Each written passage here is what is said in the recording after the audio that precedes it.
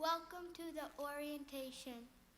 Today's first presentation is Student Advising and Success, Presented by Sandra Misella. which is her mom, Kara Murphy and Christy Matthew.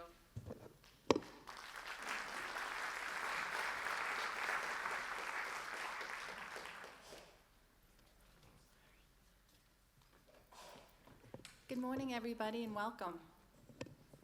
So this morning, what we wanted to do was just walk you through what your students are going to be experiencing in their classrooms this semester. So we're going to go through what an entering student schedule looks like, and then we're going to talk a little bit about who we are and how we're here to support your student.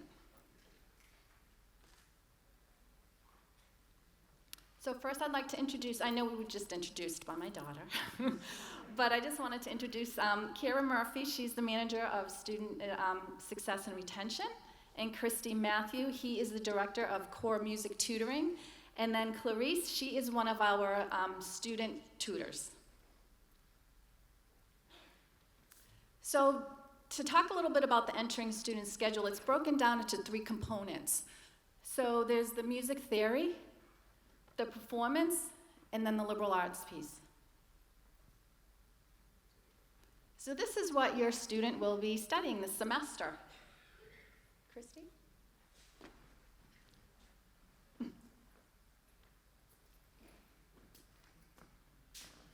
Good morning and welcome to Berkeley again. I'm Christy Matthew, Director of Core Music Tutoring. As Sandra said, this is a typical entering student schedule. And music theory. As I said, I work as the Director of Core Music Tutoring. I want to talk about core music courses before I talk about the tutoring aspects. Core music tutoring at Berkeley consists of a set of courses that every student is required to take. So there's a requirement for all students, regardless of what major they pick. And these courses have the title Core Music Courses because the course materials covered in these courses constitutes the foundation of Berkeley's education. So this is the core curriculum. And it is important. Just to give you an analogy, my wife is a great cook. And I'm not as good as her, and I love to eat. So every time when we go out for dinner or lunch to a good restaurant, when we get a good dish, I just sit and enjoy the food. But for her, while she's enjoying the food, she wants to know what are the ingredients, why does it taste so good? And I just enjoy it. Coming back to music, music has both the analytic and intuitive aspects. The analytical components of music includes techniques, music theory, notes, rhythm, harmony, and all those things. The intuitive components includes voice quality, tone quality, clarity, performance. Most of us, as listeners, we are only worried about that part. But as a student of music, you need to have a balance and you need to have an understanding of both these elements. So it is essential for a student to have a good understanding of these core music course materials in order to be successful here at Berkeley and to be successful as a musician. So it is important. Let's look at the courses. You see, ear training. So we have 4 levels of ear training that every student has to take. That's part of core music courses. For those of you who wonder what is ear training.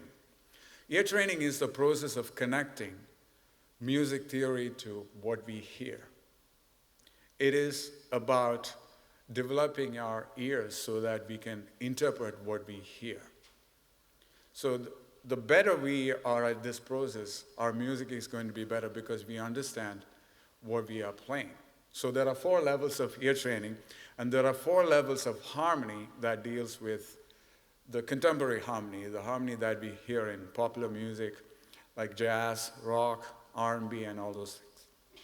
Also, there are 2 levels of studies in traditional harmony, music of 18th and 19th century, music of Bach, how the music has been written in those eras. It's important for a musician to know that as well. So typically, student starts in ear training, the first levels of these courses. Now, as you know, students are taking entering students placement assessment this week. We call them ESPA.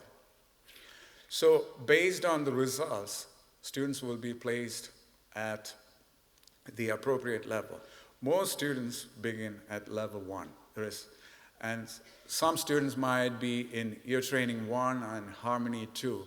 But to be clear, if you start in level 1, that's absolutely fine. Just because you started in harmony 3 or ear training 2, that doesn't mean that you are a better musician. All these students are talented and have the potential. That's why they are accepted at Berklee. So some may have some prior education. That's why they are placed at a higher level. So most students are placed in ear training 1 and music application and theory. That's the level 1 of harmony. Now, there are many resources available to students to succeed in these courses. And one of them is tutoring.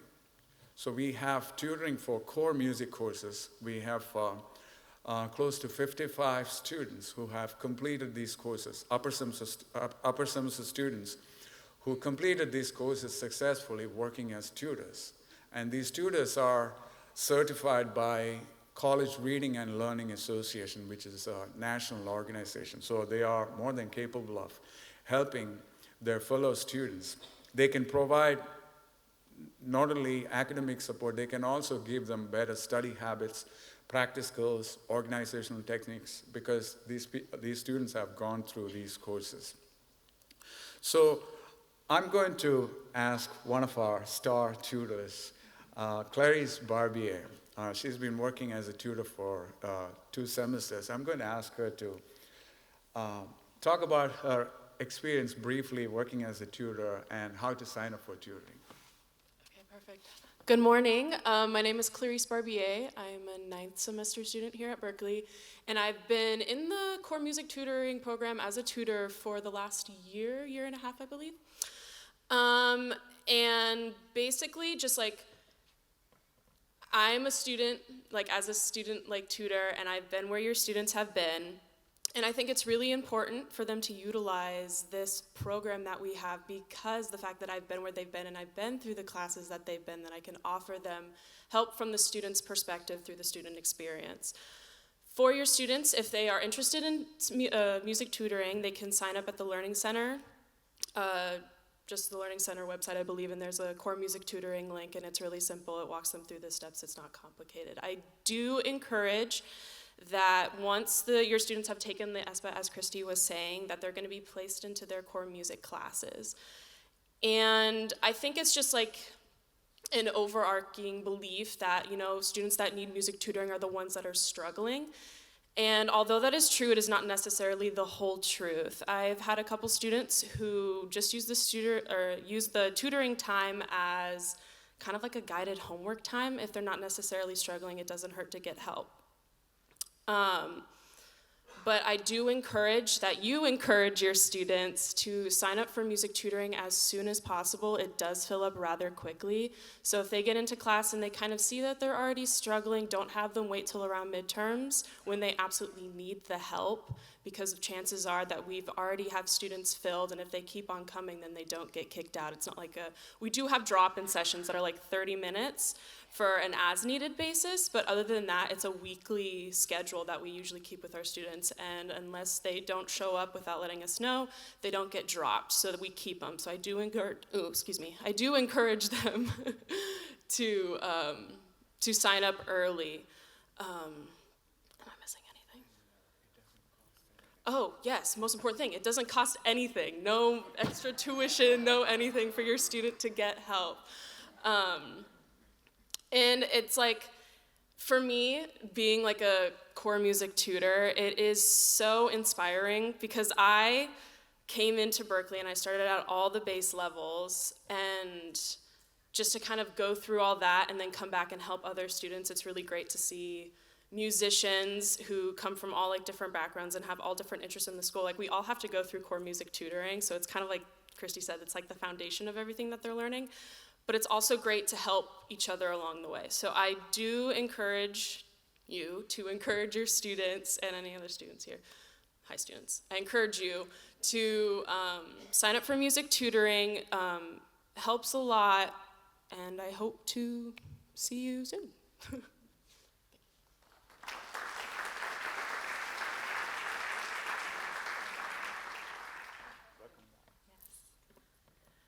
Thank you.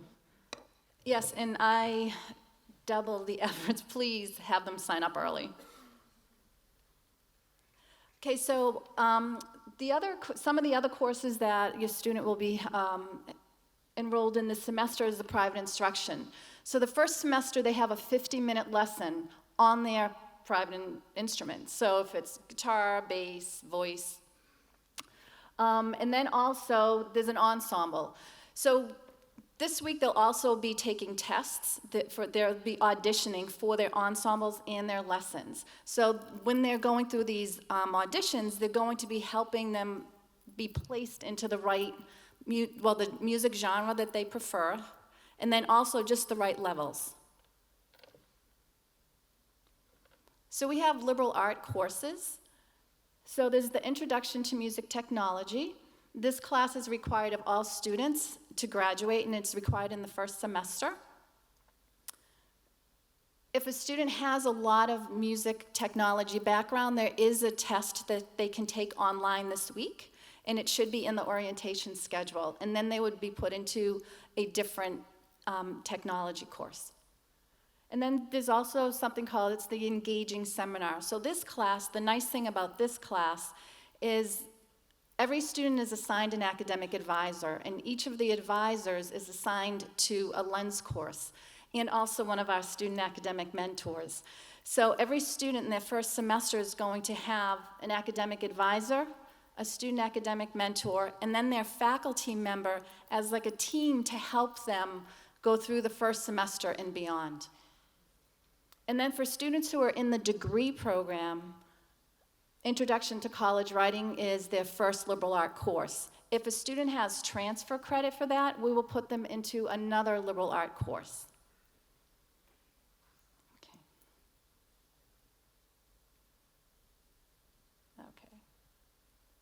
So academic advisors. So I oversee the academic advising team, and we are a team of 8 and 1 graduate fellow.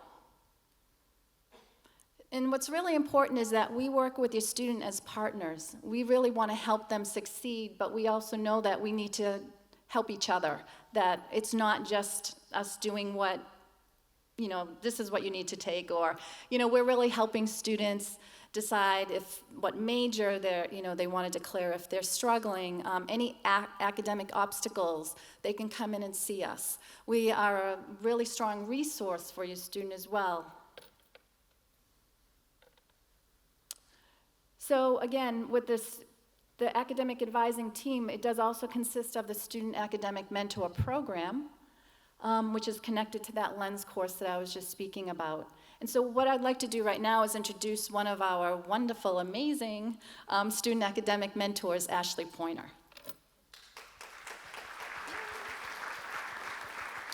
Good morning, everyone. I'm Ashley Pointer, and this will be my 3rd semester working in the program in academic advising as a student academic mentor.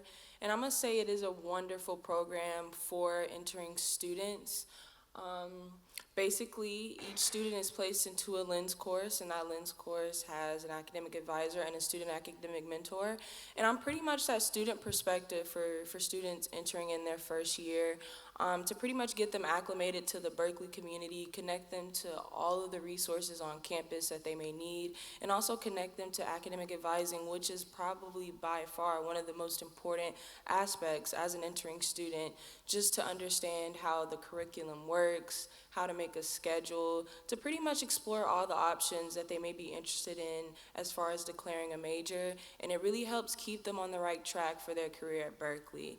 I must say, when I entered my first year, having an academic advisor made everything so much smoother as far as knowing, okay, this is the plan that I'm gonna go on my 4 years at Berkeley. And just to have that student perspective to show up to their LENS classes, their entering seminars, and to have them, connect you to, okay, I need to go to tutoring, or I need to go to financial aid or housing, any of the departments on campus. We help give them the resources that, in essence, we all pay for. So I feel like that is very important. And also just to be there to guide them throughout the year. It can be a very stressful transition into college, whether you be a transfer student or someone who's never been to college and this is their first year straight from high school.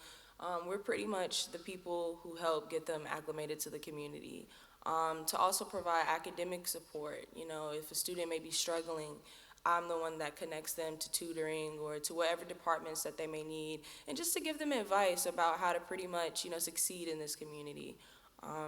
So yeah, it's a wonderful program, and I highly encourage everyone, when they get into their LENS course, to connect with their SAM, really get to know them, and really take advantage of that resource, because it's absolutely wonderful. Thank you.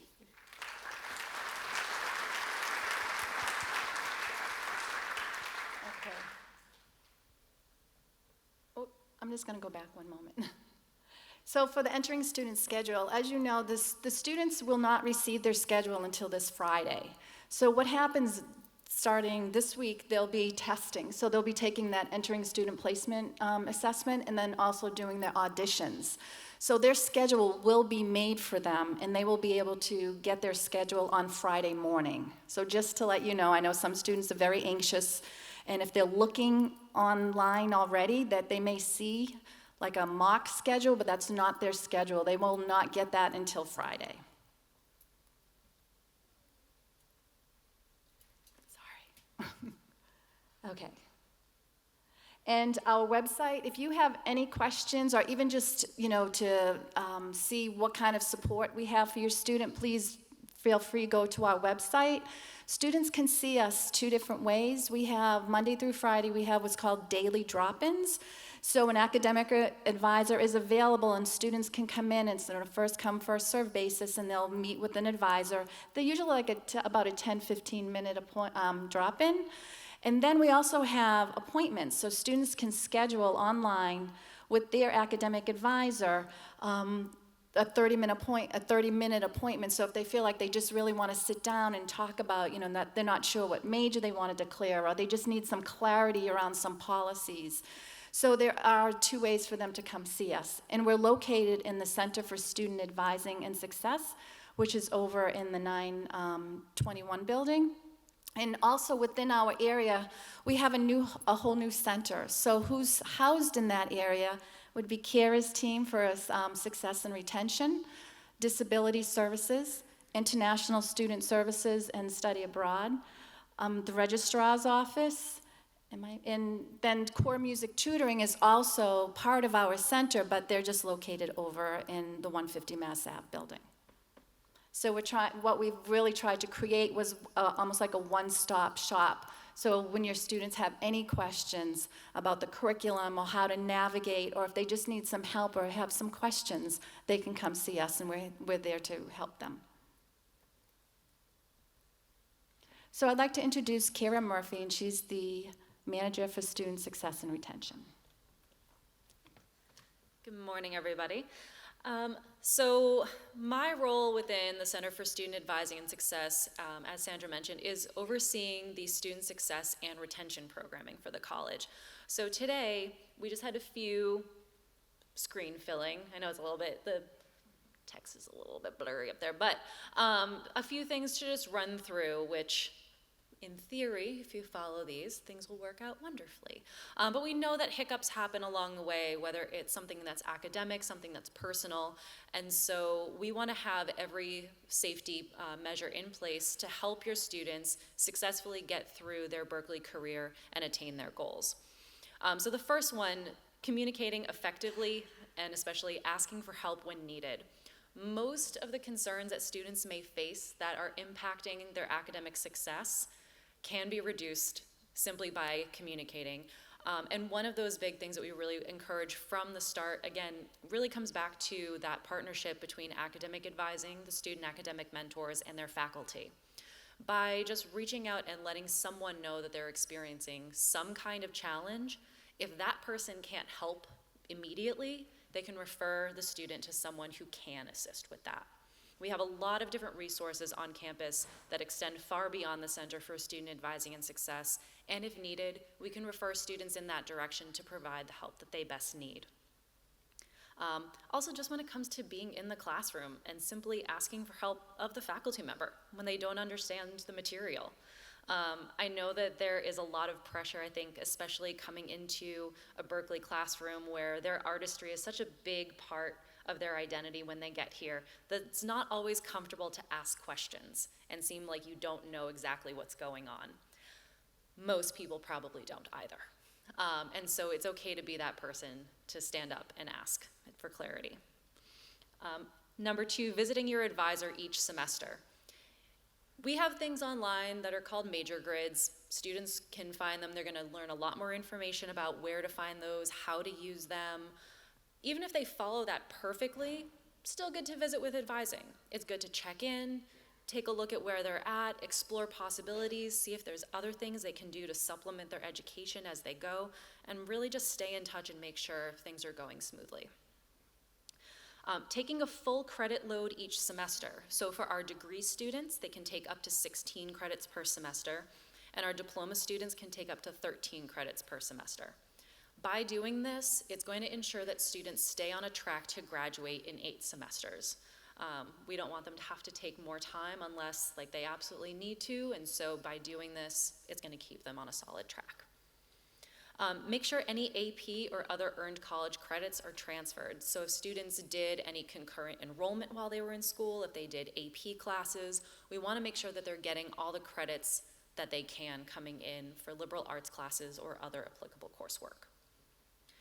Take advantage of credit by exam or transfer credit when available. So one of the really interesting things is with a lot of the core music classes, there is credit by exam. So students, it's usually designated times in the semester. Each department maintains their schedule with how they run it. But if students feel as though they can test out of certain types of classes, certain topics, they're welcome to do that, and they would earn credit for that course. It doesn't cost anything additional to do this test, so they're not paying what would have been the tuition credit for it. They just earn it if they pass the credit by exam. Declare your major by semester 3 and know your major grid. So I know I mentioned that again. The major grid, it really just lists out all the different degree requirements. And the academic advising team is really the people to turn to with questions about that, especially as students are exploring their majors. The reason why we want students to declare their major by their 3rd semester, and by that we mean preferably during the 2nd one, so they're ready to be in it in their 3rd semester. A lot of majors have specific courses that need to be started early on in order to take things in a specific order. So the earlier the better, it keeps them on track.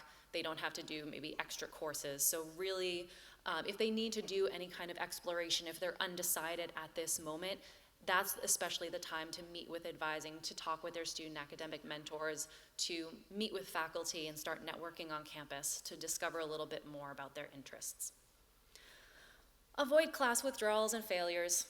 This one is a little bit more straightforward, but obviously failing a course, students need to retake that. It hurts their GPA. Withdrawals as well. Sometimes students don't always need to repeat a course that they're withdrawing from. It's something, if they just kind of chose to take it, it's an elective course. But a lot of people don't realize that that actually can hurt their progress quite a bit. And withdrawing from too many things can actually hurt their satisfactory academic progress, or something we call SAP. And so too many withdrawals can actually kind of put them on warning. So we reach out to students and have conversations when we kind of see that there's a lot of withdrawal patterns to help them avoid getting to that status.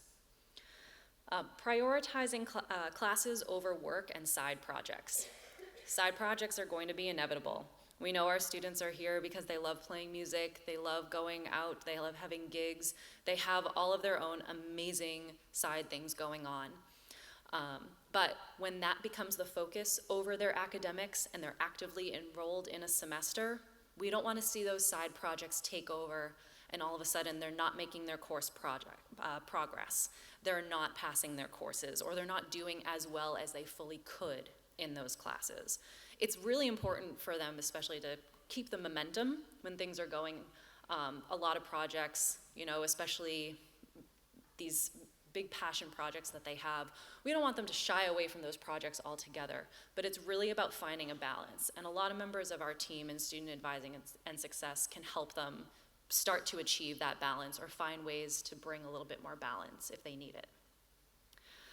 Make use of college resources. Again, there is what seems like an endless amount of resources that we have, and everything is on the website, but the website is huge, and you don't always know what to look for, where to find it, what even exists sometimes. I know that you are in this room all hearing a lot of information in these few days, and the students are hearing even more than that. So only little bits and pieces we know are really gonna stick in right now. So again, knowing at least one person they can turn to ask where to find something, their advisor, their academic mentor, their faculty member, someone that they start to connect with. Make use of those resources when needed. And then the last one here, have a viable financial plan for 8 semesters. I know this one kind of seems pretty straightforward, but we know that it costs quite a bit to come to Berkeley, and that a lot of you are making some different sacrifices for students to attend here. And we want students to make not just the most of their time, but the most of the finances that are required to come to this institution. And so everything that I just talked about leads back into having this 8-semester plan. Is there a way to fast track anything? Can classes be tested out of so that's a few more credits that students don't have to complete in the classroom? Anything that we can do to help point students in the right direction of making the most of their time and the most of their financial investment to be here, we're going to help them do that. So at this time, we invite any questions from parents and families in the audience for myself, Sandra, Christy, our student academic mentor, or tutors. They have microphones on either side here. Hi there, good morning. I don't know if it's on. Okay, good. So if a student has taken the core classes online and the credits have transferred, how is that taken into consideration when creating their schedule? So are you, is this in referral to the Berkeley online Yes, ma'am. courses? So there, up until very recently, has not always been a direct transfer of those credits. But since the student has perhaps done some of the levels leading up to this, during the ESPA this week, there's a good chance that the student will place perhaps into a higher level of ear training or harmony. So in this instance, if they place into ear training 4 and harmony 4, they'll get credit for all of the levels leading up to that. Okay. And then second question, do the tutors specialize in a specific degree type, like MPE? For core music tutoring? Yes. For core music tutoring, we only deal with the core music courses. Okay. But the departments have their own tutors. Okay. All right. Thank you.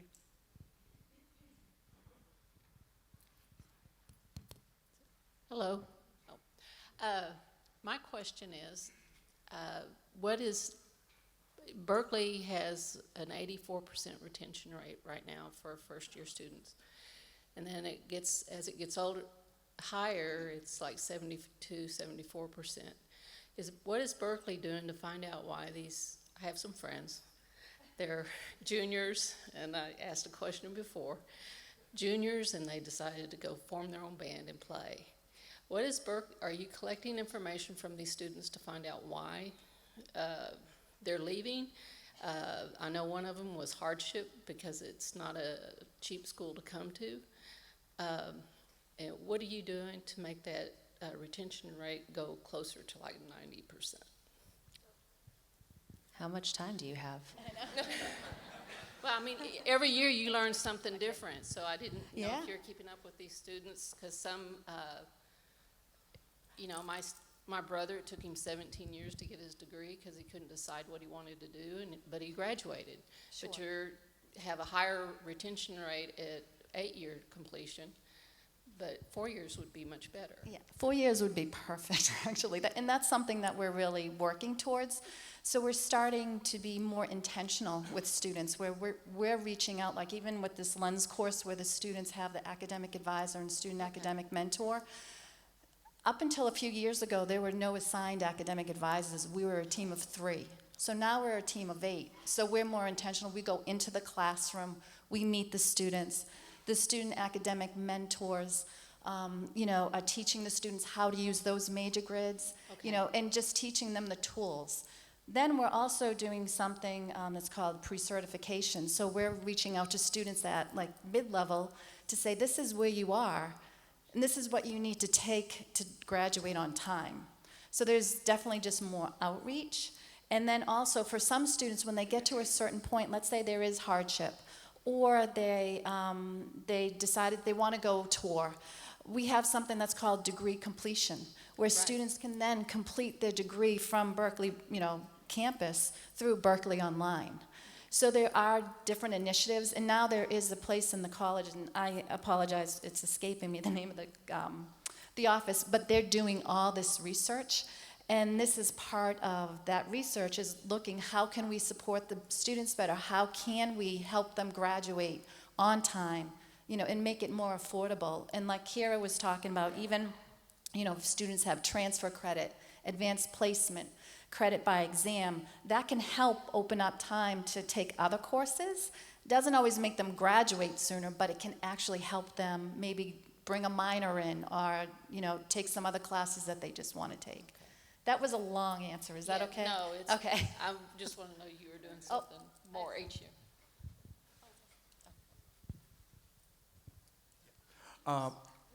One of the factors that affects retention is the first-year success of students. So data shows that there is a direct correlation between the graduation rate and first-year success. So we take a proactive approach. Even within that ESPA, students who score low, we reach out to them. We won't wait for them to come to us for tutoring. We have a program called Smart Start. So we identify those students and put the tutoring on their schedule, and they are required to meet with us. And also, students who fail core courses, we have a program called a Second Semester Success Program. So that's mandatory for the students to work with the tutors. So there are many proactive steps that we take to make sure that students are successful during their first year. And if students don't go to their second semester success tutoring, they got to meet with me. Third and fourth year is what And I think it would also help to share just like a student's perspective. So Berkeley does a really, really good job of having a ton of resources for students to utilize. But I do think it's important to not ignore the fact that now that your students are in college, they're adults.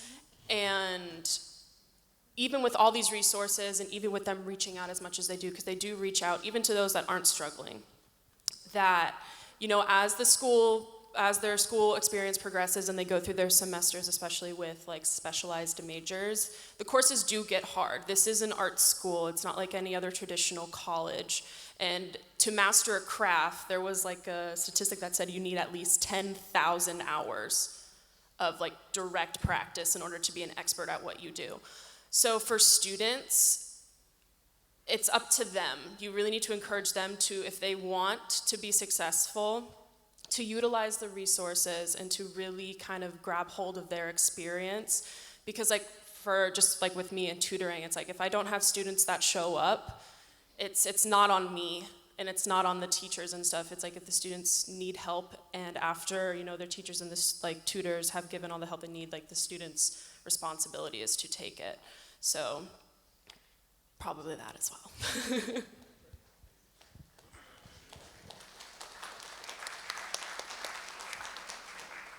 So I've got two questions. I think you touched on already. If testing out, say, for example, Harmony 1, they actually not only get to skip to Harmony 2, but get those credits for Harmony 1? Yes.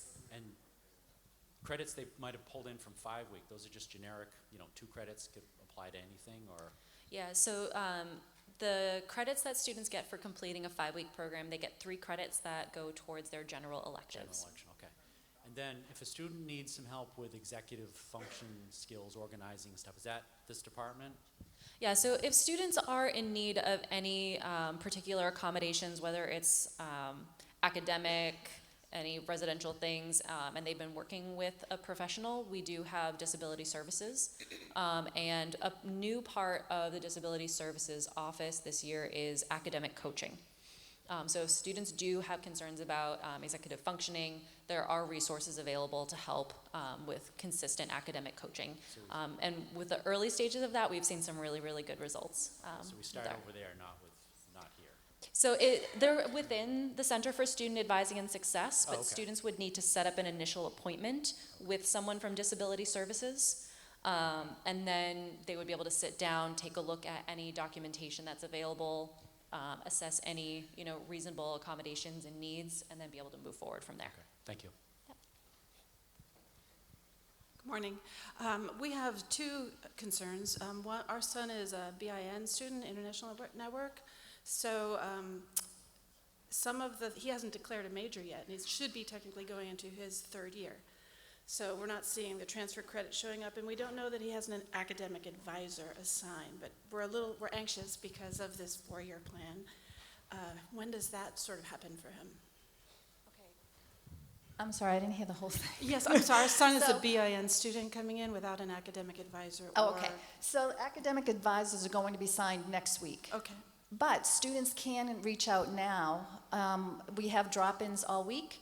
They can even just pick a name from the list and schedule an appointment. That's not a problem. Okay, great. So what happens, I think, is it's the major that really decides, is going to determine the length of stay Right, at Berkeley. right. So a student could transfer in all those 24 credits of liberal arts. The nice thing, it opens up space so they can take other classes, right? But doesn't mean they're going to graduate sooner. Right. So it's really the major. So what major? He hasn't declared one yet. That's part of our, I'm sorry, I thought you were saying MP&E earlier, like that's what he was Well, that's interested. his desire, but Oh, okay. I think that will take longer than 2 years to finish. Yes, so yeah, they usually take 6 semesters. So if a student is going to declare in their 2nd semester, maybe if they have transfer credit, they could get out a semester earlier. It's really, but you know what, because it's so individual, I shouldn't even be spouting all this, I'm sorry. We should really have your son or daughter? Son. He should come in and see us.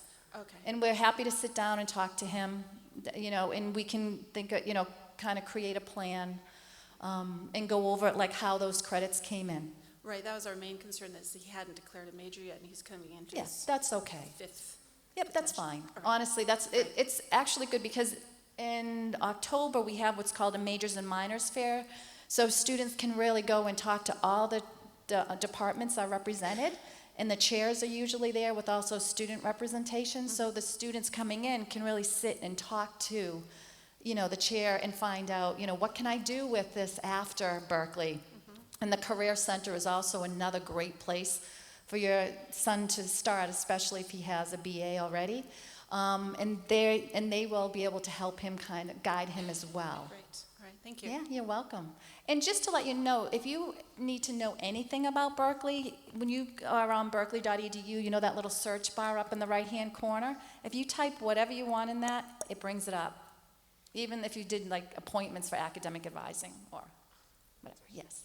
Good morning. So Good morning. the credits for 5-week for a general elective, how does that look? Do they end up getting credit for an unspecified general elective down the road, or I'm just confused about how that credit works with Oh. their schedule in the future. Oh, okay. So what happens is most majors have 10 credits of general electives that are required.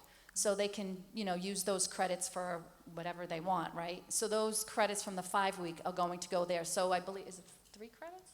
3 credits. So then those 3 credits he or she will have 7 more credits to do of general electives. But what I always tell students, because there may be some semesters where, because of prerequisites of the way the courses are set up, they may be, just in 14 credits. So if they have those 2 other credits still to take, they could use those, and those could go towards the general electives. Or even when those general electives are filled, they can still take other classes to kind of supplement or diversify what their major is, because it's all included in that tuition. All right, thank you. My other question is, my son is interested in making an argument for why he should not have to take Intro to College Writing. Should he speak to someone this week? Yes. So where does he go? So may I ask, is it because he has transfer credit, or does he have AP credit, or? Sort of an AP credit and some other thing. As I say, he wants to make an argument. He may be out of luck. He can, but probably I know. he'll be in that. If he doesn't have transfer credit or AP credit, he's going to have to take it. We'll let him try. So Yeah. does he come to you? Yes. So I don't have to deal with that one. I can do it. So what happens on Friday? He's going to get a schedule, and then he can go talk to the liberal arts department on Friday. Okay. We're going to have an event at the end of the day where students get their schedules, and that's when, because he won't be able to do that beforehand because they're doing so much testing all week. So he can go and talk to liberal arts on Friday afternoon. Thank you. You're welcome. And let me know if he gets out, because I would be curious. Hi, good morning. Thanks very much for being here. I just have a question. Who do I talk to about transfer credits? My daughter is coming in from another institution in Colorado, and she should have the 24 credits, but I wasn't sure who we go to, and of course I'll be leaving after today. So I just wanted to know sort of a name. Can you guide me to who we should talk to make sure that transfer credit process goes smoothly?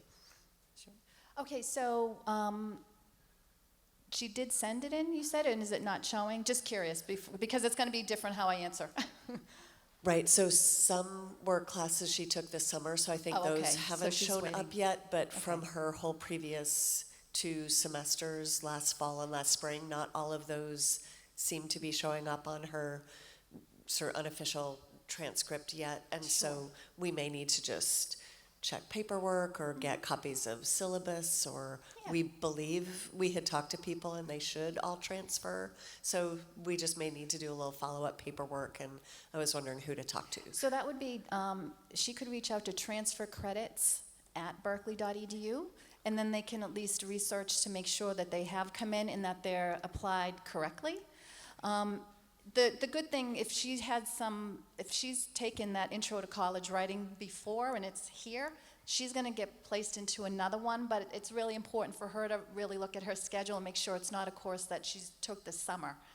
And that, we don't want her sitting in a class that she's already done, right? So if that does happen, then she would just meet with liberal arts on Friday as well. Okay, thank you. Okay, you're welcome. Hi, so are you saying that they can change their schedule on Friday if they want to? No. So students aren't really able to change their schedules. They're going to receive their schedules, but if they had transfer credit, or if they tested out of something, they may be able to, like that Intro to Music Tech, we usually put them into another technology course, but let's say it didn't fit within their schedule because of the way they placed with their ear training and harmony, then they may have 2 open credits, and we have something on Friday to help students fill those 2 open credits. The way they place is how they tested, right? So there's no room for that, to move those around. I'm only talking about the academic, the language course at the end of the sample schedule, because my daughter, she's coming in with a ton of transfers. They're all populated, but she's also planning to CLEP another one.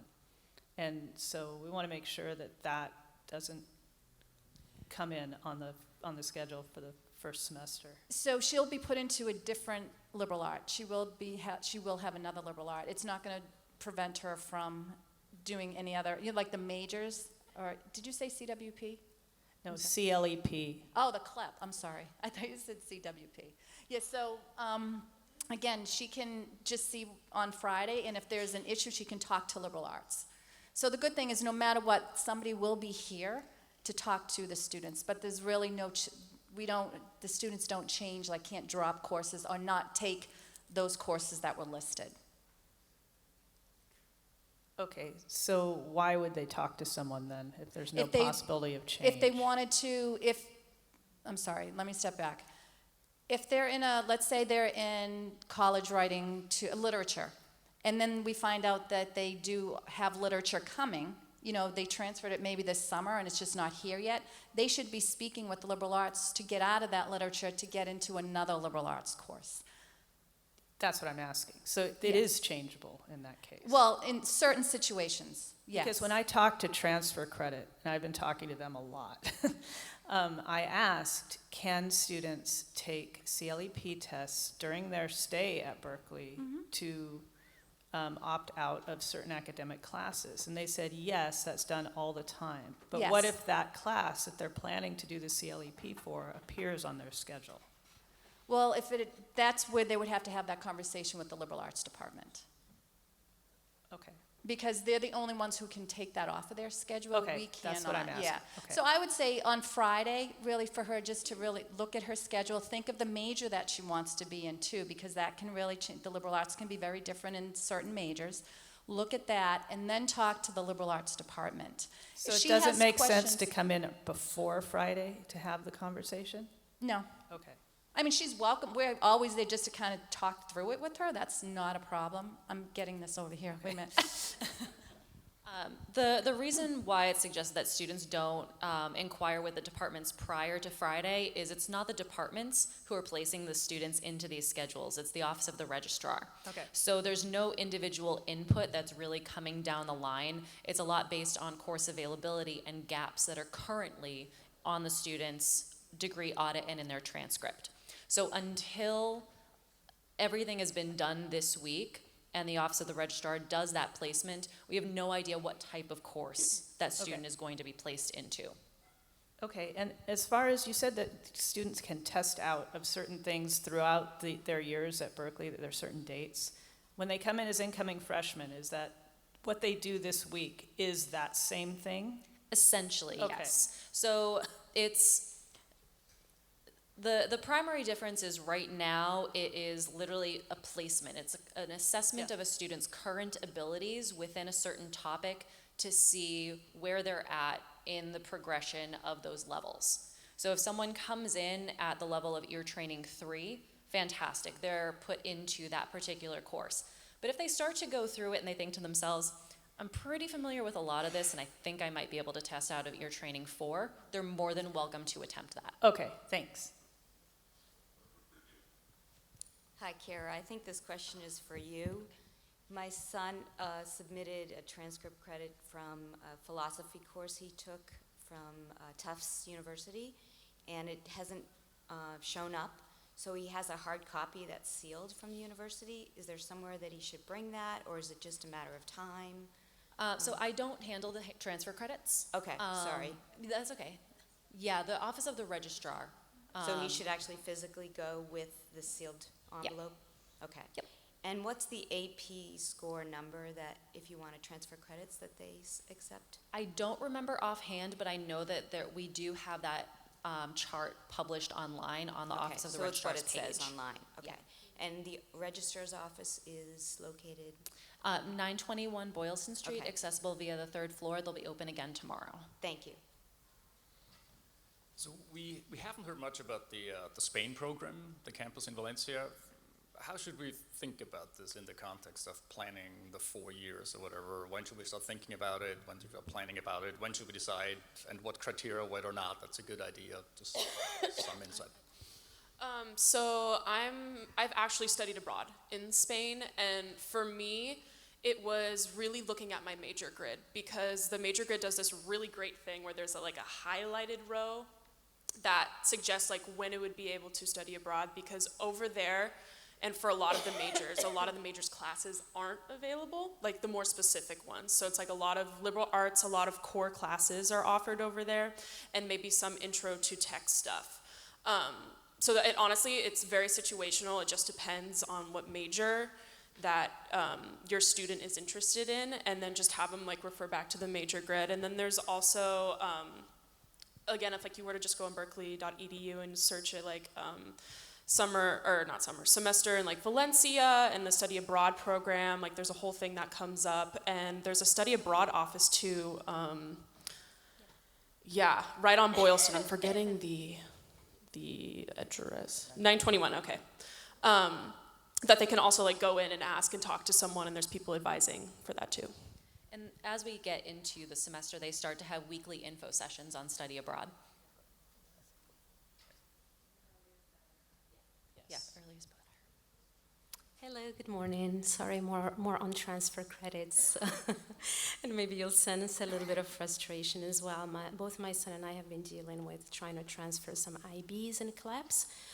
Since mid-July, there have been a few hiccups. Long story anyway. Conclusion, there's nothing official here in terms of CLEP transcripts. He has an official transcript with him. And was advised to take that with him on Friday. However, how does he know for sure what to sign up for in terms of like college writing or literature or whatnot if that hasn't gone through the registrar yet? Should he just assume and skip to the next class, or? Yeah, so what'll happen is is he going to bring it by tomorrow? To the registrars. I should say, please have them bring it by tomorrow to the registrars. registrar, okay. Exactly, over at 921, and they'll try to get that in as soon as possible. Again, we don't want students sitting in classes if they've already taken it. Right. So if, I know that they're trying to get that turned around really quickly, and if they know that he has this course, they're not going to put him in that. Because they can at least look at that, and, once they go through all the batch reg, they'll make sure that they can pull him out of that one. Well, we were told he needed to have the official thing, which is not but arriving you until have 2 it, weeks right. from now, so I don't know if they will do anything. No, about it. have him, have him come talk directly to the transfer. registrar, Yeah, okay. to the Thank you. registrar's office, of course. Thanks. Oh, and the other question, and I think I got the answer to that, are they going to have an assigned academic Yes. advisor? Yes, they will get the assignments will be done actually next week. Thank you. Yes. Well, I want to thank you because it really seems that my daughter is really going to have the support she needs. And I know that you're going above and beyond what I expected as far as my experience when I went to college. So I really appreciate that, and I applaud you all for it. My question is, I know that everything that you've discussed has to do with the core classes.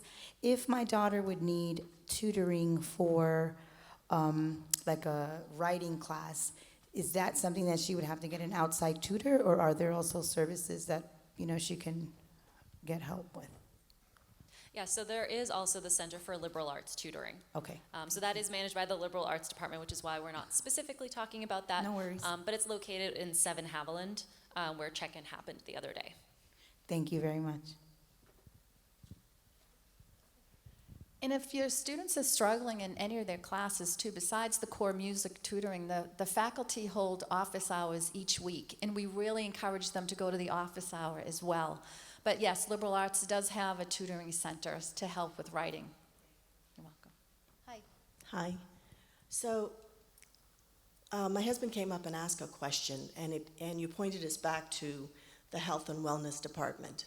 But yesterday we spoke to the Health and Wellness Department, and if the issue is not about neurodiversity, but it's about the fact that this is a very difficult career choice. It's a very difficult field to be in, and there is a lot to manage. Is there anyone we can go to besides, we thought about academics, we thought about your tutoring, and then we also thought about the Career Center. Is there someone he can go to who will sort of guide him in gaining the skills for executive function skills for this difficult career?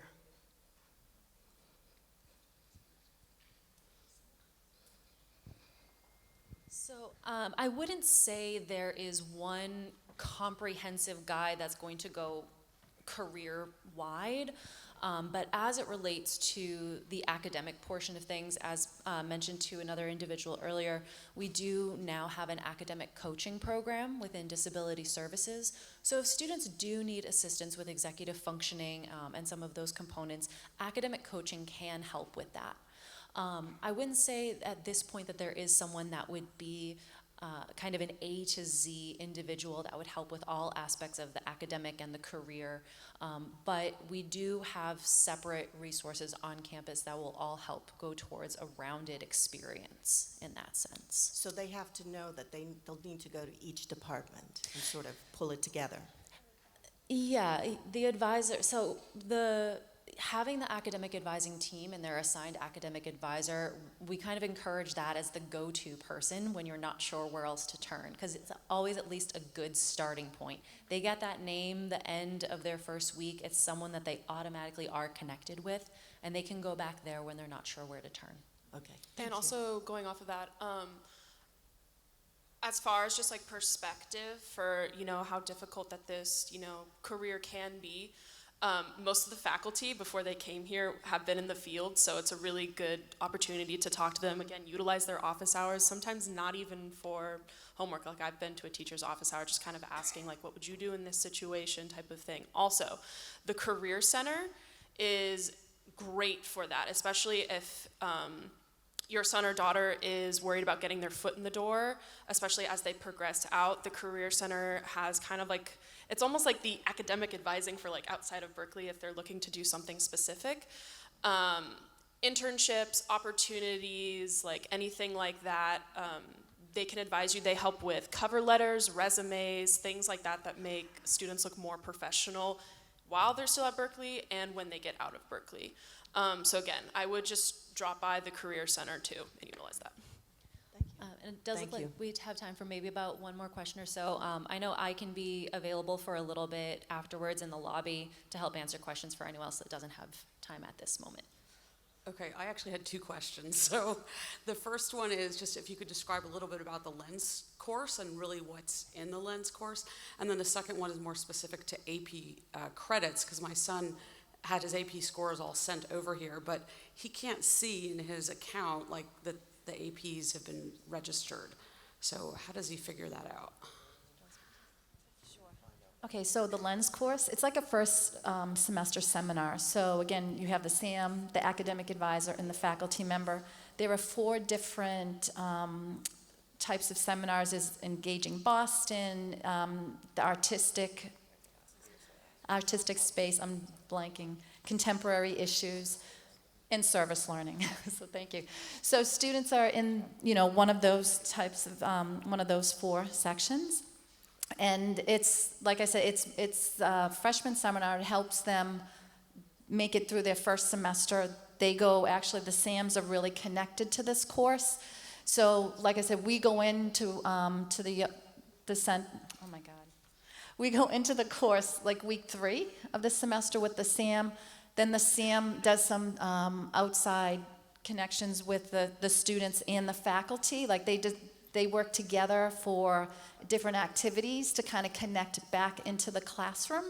And then at the end of the semester, we all go back into the classroom and we just talk about careers and health and wellness, and we kind of prep them for their second semester and beyond. Okay, so it's not like they're getting an overview of like the potential different majors and stuff? No. Because how do they even... We have the majors fair, and that's part of what the SAM program too. The SAM, is introducing the majors fair to them. We're introducing, so they get to speak to all of the departments. Okay.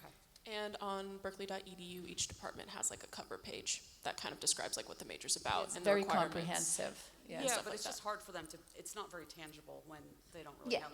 And then I had my AP question too, so.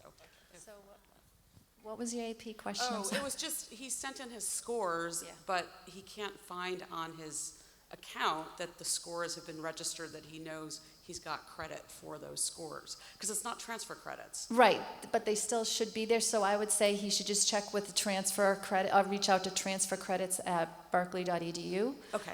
And she'll be able to get back to him. Great, thank you. Okay. All right, so, I'm sorry, we'll I'll meet you ask in the lobby? FERPA release, and I'll ask her in the.